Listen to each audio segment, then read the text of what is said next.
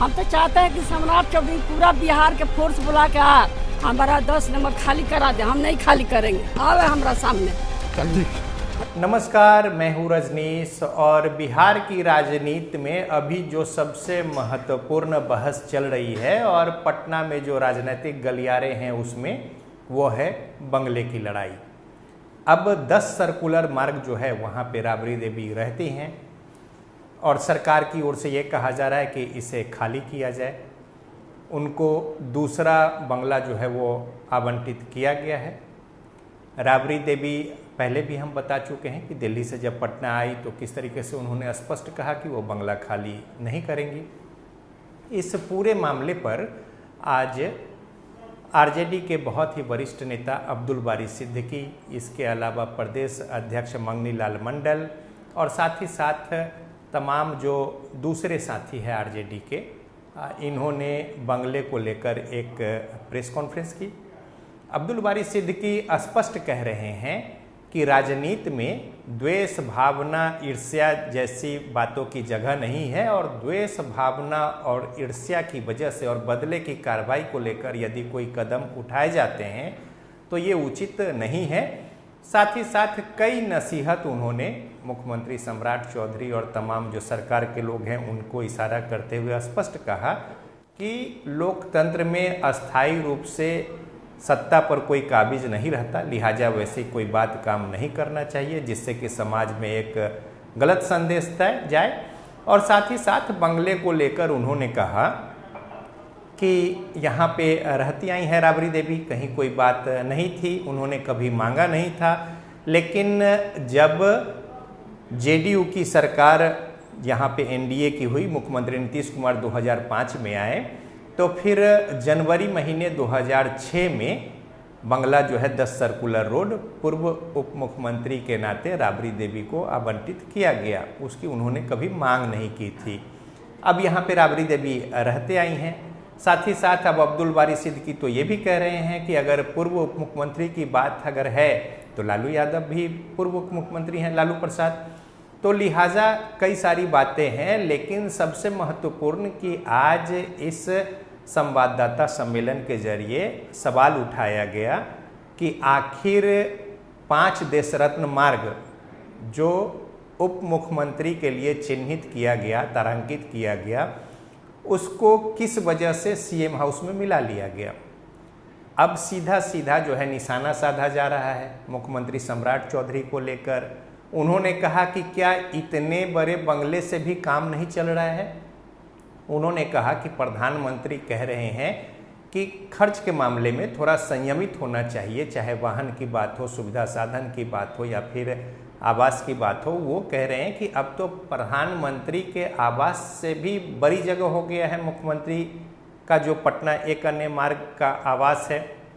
और ये भी कह रहे हैं कि सिर्फ लोक सेवक आवास नाम रख देने से लोक सेवक नहीं हो जाता, तो आखिर 5 नंबर जो है वो किस वजह से जो उप मुख्यमंत्री के लिए था उसको सीएम के बंगले में समाहित कर लिया गया। अब इसका जवाब देते हुए भवन निर्माण विभाग की मंत्री लेसी सिंह कह रही हैं कि अस्थायी रूप से उसे नहीं मिलाया गया है। ये भी कह रहे हैं कि जब लालू प्रसाद रहते थे एक अन्य मार्ग में मुख्यमंत्री के तौर पे, तो जितना बड़ा वो था उतना ही बड़ा उन्होंने कोई विस्तार नहीं दिया। तमाम लोगों के नाम गिनाए कि किस तरीके से कांग्रेस के ज़माने से चाहे बिंदेश्वरी दुबे हो, भागवत आजाद हो, तमाम सारे जो मुख्यमंत्री हुए उस आवास में रहें। लेकिन जब लालू प्रसाद हटे तो नीतीश कुमार जब मुख्यमंत्री बने तो राधा नंदन झा के नाम से जो बगल में जो बंगला था उसको मिला लिया गया एक अन्य मार्ग में, यानी कि उसे विस्तार दे दिया गया, दूसरे बंगला को समाहित किया गया एक अन्य मार्ग में। और दूसरी बार अब ये कह रहे हैं कि अब सम्राट चौधरी मुख्यमंत्री बने हैं तो उन्होंने 5 देश रत्न मार्ग को भी, जबकि वो भी बहुत बड़ा बंगला है देश रत्न मार्ग 5 नंबर, उसको भी मिला लिया। तो सवाल जो है खड़ा कर रहे हैं कि क्यों मिलाया गया, क्या वजह है, इसका आप जवाब दें। साथ ही साथ एक लंबी फहरिस्त जो है वो यहाँ पे रखी गई, किन किन लोगों ने बंगला जो है डिज़र्व नहीं करते हैं लेकिन उनके नाम पे और बंगला जो है वो रखे हैं, तो आखिर किस हैसियत से रखे हैं। अब अब्दुल बारी सिद्दीकी ये कह रहे हैं कि बीजेपी के राष्ट्रीय अध्यक्ष नितिन नवीन वो किस हैसियत से 3 नंबर टेलर रोड रखे हुए हैं। इसके अलावा संजय झा से लेकर और तमाम नाम जो है उन्होंने कई सारे विधायक, पूर्व मंत्री, इसके अलावा कई सांसद, देवेश चंद्र ठाकुर के भी उन्होंने नाम लिए। तो लंबी फहरिस्त है, 2 दर्जन से ज़्यादा। और उन्होंने बताएं कि किस तरीके से ये तो कई मंत्री भी अब नहीं है, विधायक जरूर है। राजू सिंह का नाम उन्होंने गिनाया कि मंत्री नहीं है लेकिन बंगला जो है उस तरीके से है। तो ये तमाम सवाल जो उठाए जा रहे हैं कि राजनीति में विद्वेष की भावना से इस तरीके की कार्रवाई जो है वो की जा रही है। अब ये सवाल जो है कि कहा जा रहा है सत्ता पक्ष की ओर से कि नेता प्रतिपक्ष को लेकर जो विधान परिषद के अलग तारांकित किया गया है, चिन्हित किया गया है बंगला, तो लिहाजा राबड़ी देवी उसमें जाए।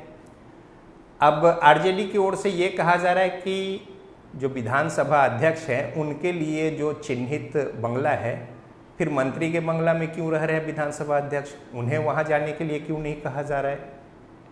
अब ये बातें जो है एक तरीके से वाद विवाद की स्थिति है। आरजेडी की ओर से ये कहा जा रहा है कि जनता सब देख रही है, जनता जान रही है, और स्पष्ट आरोप लगाया जा रहा है कि जब आप शपथ लेते हैं तो बिना किसी राजनीतिक या फिर व्यक्तिगत द्वेष, ईर्ष्या और इस तरीके की भावना से कोई भी कदम नहीं उठाएंगे, कोई बातें नहीं होंगी।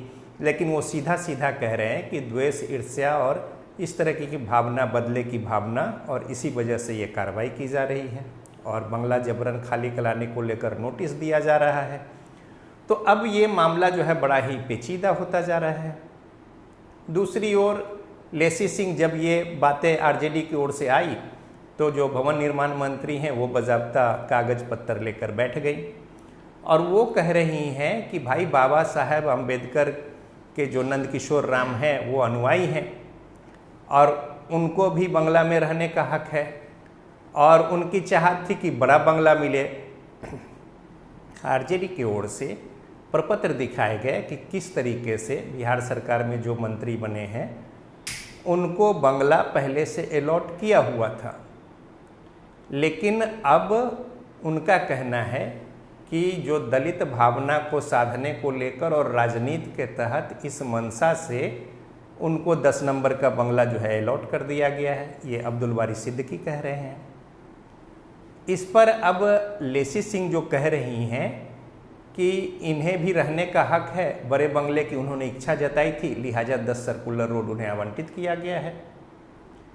आरजेडी की ओर से ये कहा जा रहा है कि उनको पहले ही बंगला अलॉट था, लेकिन जानबूझकर और राजनीति जो है दलित कार्ड खेलने को लेकर उनका नाम आगे करके और इस तरीके से चिट्ठी जारी की गई है। तो कुल मिलाकर देखें तो ये बंगले की जो बात है इसको लेकर राजनीति और राजनीतिक बयानबाजी हो रही है। दोनों ओर से, दोनों पक्ष की ओर से अपने अपने तर्क और दलील दिए जा रहे हैं और पब्लिक है, पब्लिक तो सब जानती है क्या कुछ सही है, क्या कुछ गलत है, या फिर किसकी क्या कुछ भावना है। और बंगले की जो सियासत चल रही है उसमें अब सत्ता पक्ष की ओर से स्पष्ट कहा जा रहा है कि हर हाल में बंगला खाली करना होगा। दूसरी ओर राबड़ी देवी आते हुए स्पष्ट शब्दों में कह दी कि जितना चाहे फोर्स लगा ले, पुलिस उतार ले, मुख्यमंत्री सम्राट चौधरी वो बंगला खाली नहीं करेंगी। और आज जो है पार्टी कार्यालय में तमाम जो बड़े नेता हैं पार्टी के आरजेडी में, उनकी ओर से बातें रखी गई। उसके जवाब में बिहार सरकार के मंत्री भवन निर्माण लेसी सिंह जो हैं वो अपनी बातें रखी। अब तर्क अपने अपने दिए जा रहे हैं और दोनों लोग एक दूसरे की बातों को काटकर और फिर दूसरे तर्क जो है वो भी रख रहे हैं। अब्दुल बारी सिद्दीकी कह रहे हैं कि कोई भी नियम कानून जो है वो एक होना चाहिए, लेकिन विपक्ष के लिए दुर्भावना से, राजनीतिक द्वेष से दूसरा, और अपने लोगों को बचाने के लिए और उनको सेव करने के लिए दूसरा। ये अब्दुल बारी सिद्दीकी कह रहे हैं जो कि बहुत वरिष्ठ नेता हैं। सत्ता पक्ष के भी जो बड़े नेता लोग हैं उनकी इज्जत करते हैं। अब यहाँ पे मामला जो है ये देखना होगा कि आखिर सरकार की ओर से इसको लेकर क्या कुछ कदम उठाया जाता है या फिर आरजेडी की ओर से किस तरीके से इन बातों पर, क्या सरकार और चिट्ठी की बात को मानते हुए बंगला खाली करते हैं या फिर उसमें बने रहते हैं। सरकार क्या कोई इस पर फिर तर्कसंगत और साथ ही साथ जो विधि व्यवस्था से युक्त कार्रवाई है वो करती है।